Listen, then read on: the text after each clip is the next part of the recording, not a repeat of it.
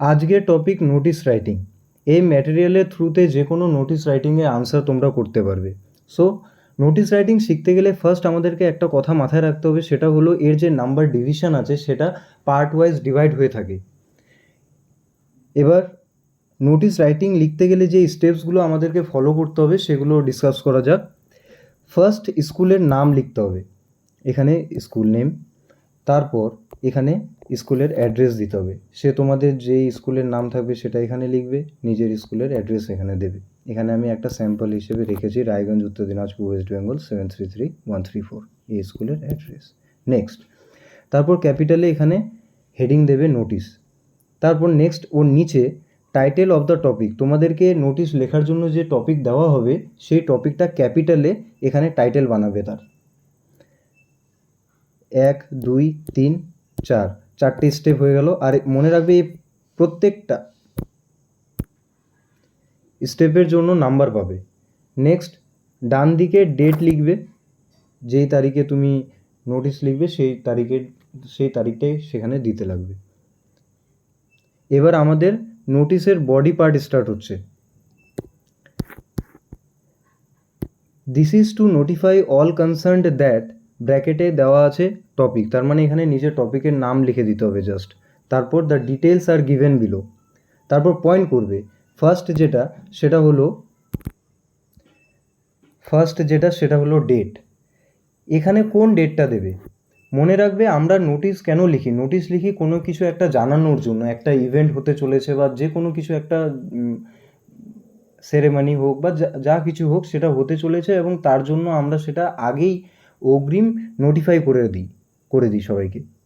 তাই কি করতে হবে, এখানে ফিউচার ডেট থাকবে। তার মানে আমি যদি 22 তারিখে এই নোটিশটা লিখি, 22 তারিখে নোটিশটা লিখলে আমাকে বলতে হবে যে হ্যাঁ 28 তারিখে কোনো কিছু একটা হচ্ছে, সেটার জন্য এই নোটিশটা।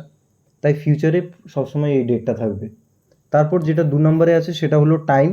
যে কোনো টাইম দেবে, সেই তোমাদের প্রোগ্রাম যেই টাইমে তোমাদের স্টার্ট হবে সেটা। যদি কোশ্চেনের মধ্যে মেনশন করে দেওয়া থাকে টাইম, তাহলে সেই টাইমটা দিতে হবে, আর না হলে নিজের মতো করে বানিয়ে দিতে পারো। যেমন আমি এখানে টাইম 10 AM দিয়েছি।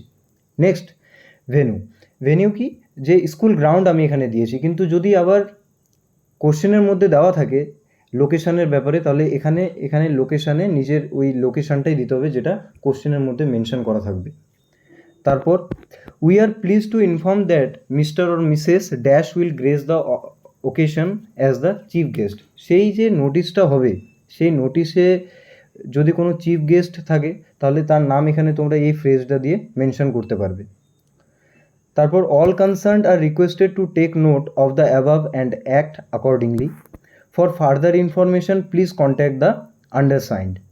আন্ডারসাইনে বাম দিকে আন্ডারসাইন্ড দিয়ে লাইন দিয়ে SD হেডমাস্টার করতে হবে। তার পাশে ডান দিকে ABC, এখানে আমি জাস্ট এক্সাম্পল হিসেবে দেখিয়েছি, কিন্তু এখানে তুমি সবসময় নিজের নাম দেবে। এবার নিজের নাম কখন দেবে, যদি তোমাকে নিজেকে নোটিশ লিখতে বলে তাহলে নিজের নাম হবে, কিন্তু ওই নোটিশে যদি অন্য কারোর নাম মেনশন করে দেওয়া থাকে তাহলে ওই ব্যক্তিরই নাম সেখানে লিখতে হবে, অ্যাকচুয়ালি যে নোটিশটা লিখেছে। এবং তার নিচে থাকবে ডেজিগনেশন, মানে তার কি পদ আছে।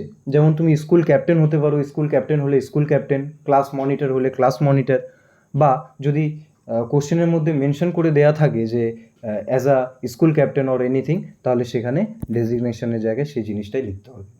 সো এটাই ছিল ওভারঅল ফরম্যাট নোটিশ রাইটিংয়ের। আর সবথেকে মেজর পয়েন্ট যেটা মনে রাখবে, নোটিশ রাইটিং লেখার পরে, আগে না, লেখার পরে চারিদিকে এই বক্সটা করতে হবে। এই বক্সটা ম্যান্ডেটরি, ঠিক আছে?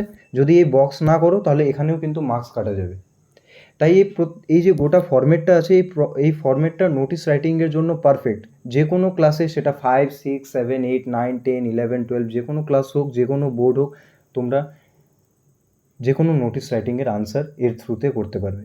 এরপরে আমি পার্ট 2 ভিডিও আনবো, যেখানে আমি এক্সাম্পলের থ্রুতে বোঝাবো যে কীভাবে আমরা যে কোনো টপিককে এই ম্যাটেরিয়ালের সাথে ম্যাচ করিয়ে আনসার করতে পারবো। So till then, take care, tata.